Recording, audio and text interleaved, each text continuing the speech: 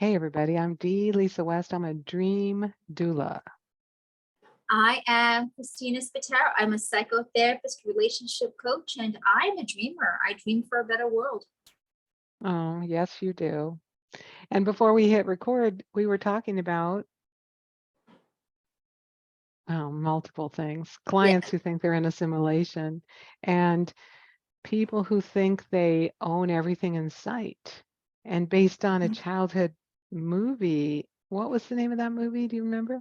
So it was the original Escape to Witch Mountain. There was a Okay. remake made with Dwayne Johnson, I want to say a few years ago, but this was an original made back in the 70s. And it's based on a book, I want to say by Alexandra Key. It's a children's story, but it's a cute story. It's about these two kids who don't know where they're from. Now, spoiler, they're actually from a planet that was dying and their people had escaped here, but they've lost all memory of that. So when the movie starts, they're actually living in an orphanage, their adoptive parents having passed away. But they have these psychic abilities. So they are outcasts among their peers. And there's this wealthy billionaire guy who has all this stuff but wants to accumulate more. He wants to use them and use their psychic gifts to just get more and more and more. And he actually had tricked them into thinking that his henchman is their long lost uncle. So they go to his fabulous mansion thing. And there's a scene where basically they're told that the sky owns everything in sight. And the little girl looks up at the sky and she's like, I can see the sky. I can And see the sun. yes. So I think that is like a perfect thing because we get so obsessed with things. I need to own this. I need to have this because we mistakenly think things will give us security. Money will give us security. Power will give us security. And it may seem like that with some people because it seems like that thing seems touchable, but in the end, we're all human. We're going to succumb to disease, to environmental catastrophes, to all sorts of things. And the things will not protect us. Right on. None of us get out of this life alone, alive. Nope. We don't get Nope. to take our things with us. Yes. I've talked to two millionaires about this concept. One of them said, I've been poor and I've been rich. And I'll tell you what, being rich doesn't really change anything. That's true. It makes life more comfortable. Mhm. But he was a truly unhappy, depressed person. And when he had no money, I thought, of course he is. He has no money. But when he had lots and lots and lots of money, he was still depressed and sad. Wow. And I interviewed a millionaire just a couple weeks ago for a class that I'm taking. Mm-hmm. And one of the questions in my questionnaire was, what do you think the biggest misconception about people with wealth is for commonly Mm-hmm. misconception thought? And he said that wealthy people are happy. He said, I know lots of people with a lot more money than I have that are truly, truly miserable. Wow.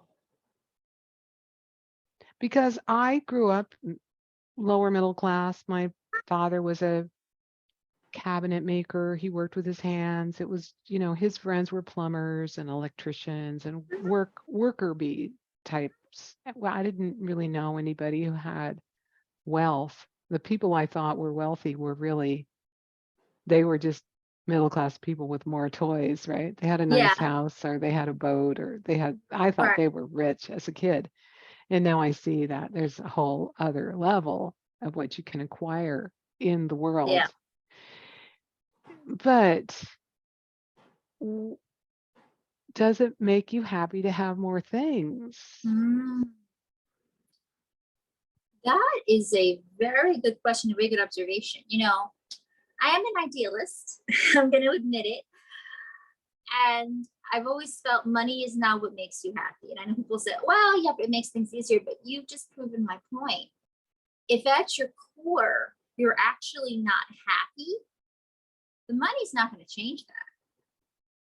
And it's not going to change that. You can buy all the toys you want, you can buy all the people you want, but if you haven't found that thing that makes you happy within yourself, that sense of purpose, that tying into who you are and living it, the money's not going to make that happen. If you haven't felt true love in your heart, it may sound cliche, but you know what? Sometimes the cliches are true. I also heard it said this way, which I think is brilliant. Money doesn't change you. It magnifies who you already are. Oh, I love that. Yes, yes, yes, yes, yes.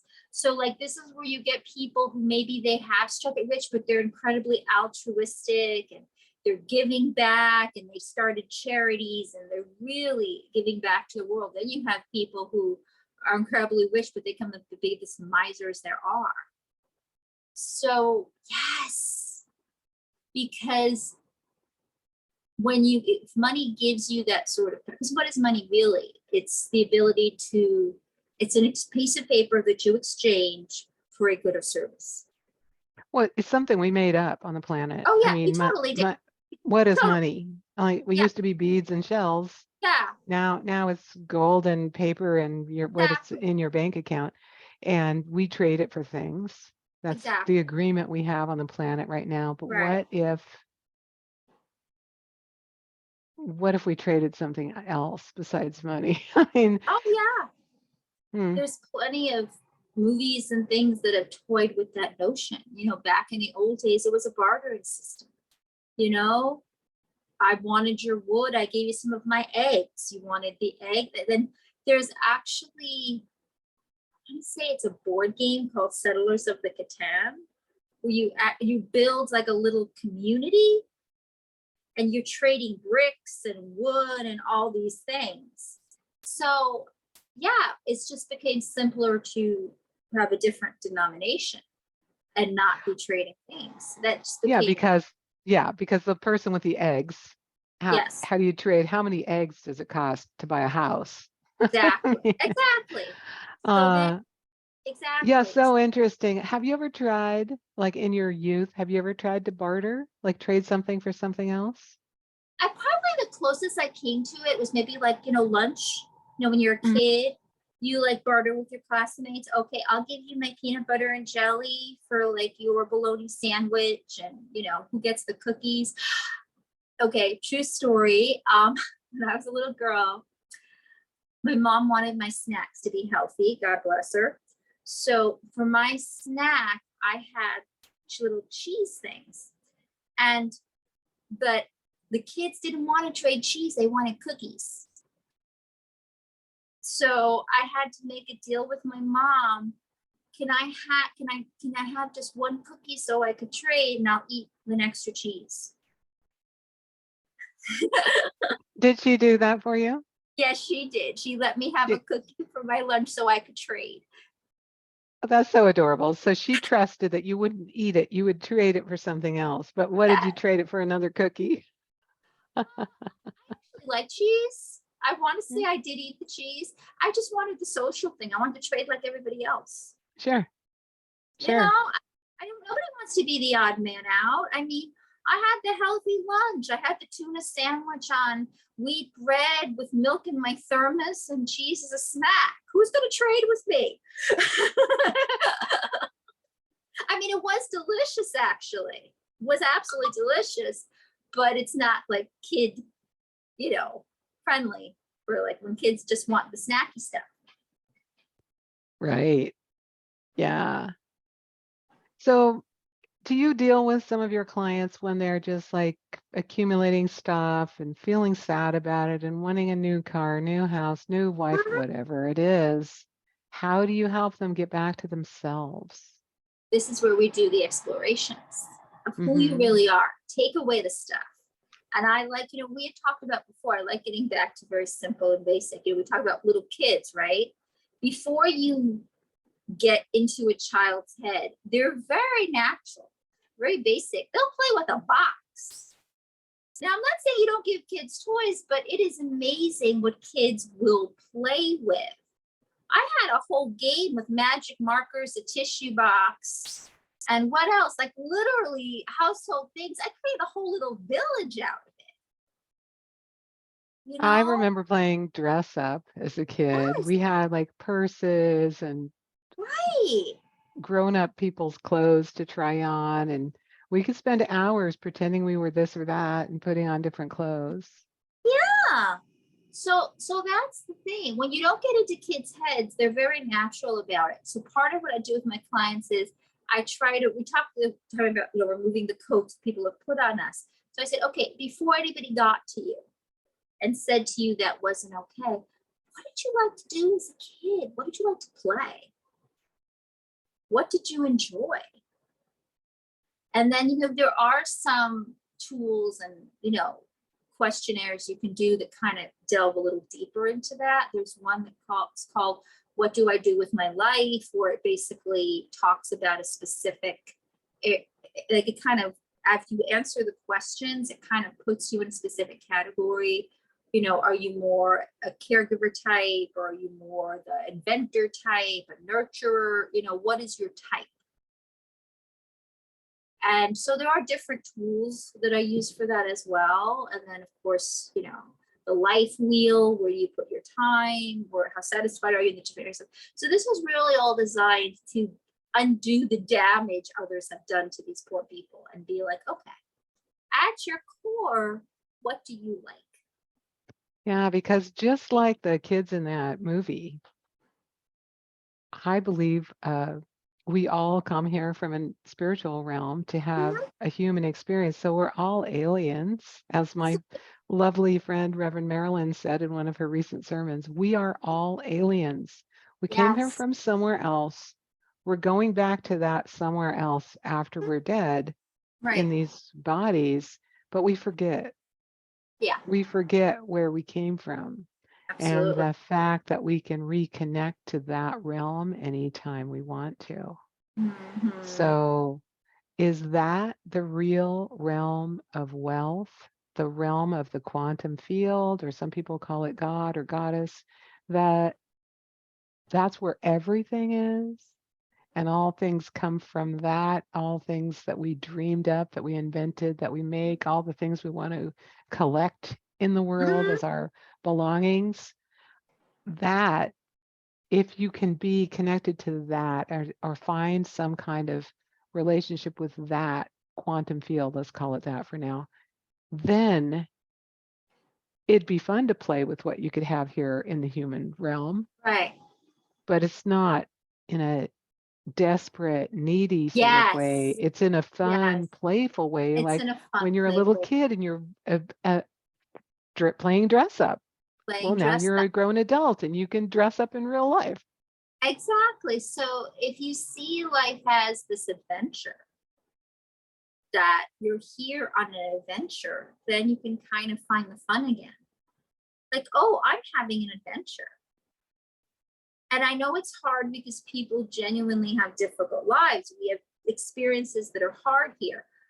But if you look at it as, some people say, look at it as like almost like a learning experience, like going away to school. You're going to have some classes that are hard, and you're going to have some that are easy, and you're going to meet friends along the way. And then Yes. when you finish and complete your term of study, then you go back home. But while you were here, there are lessons to be learned. And if you look at it that way, then when you're going through an experience, if you could say, huh, isn't that interesting? What can I learn from this? What am I supposed to learn from this? I'm obviously having this experience for a reason. Mhm. So what can I learn from it? Plus, oh, I saw the greatest thing on the beautiful internet the other day, and it was a guy saying, with a clipboard, young guy with a clipboard. He goes, "Okay, going to Earth School. What are you gonna learn? Oh, are you sure? Been there before? Oh, okay. That Really? is funny. Okay." It's like, okay, bye. But it was like, what if you really remembered what you signed up for when you were in that Yes. other realm?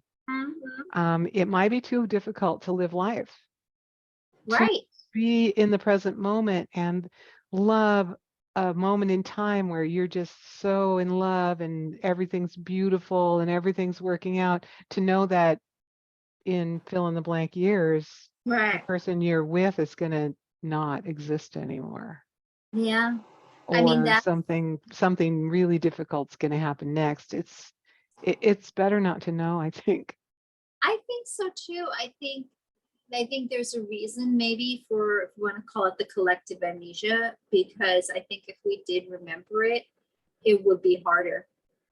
It would be harder. I think what we need to remember, if there's something we need to remember, is that we are here for a purpose, that we're not alone, and that in the end, we're going to be okay.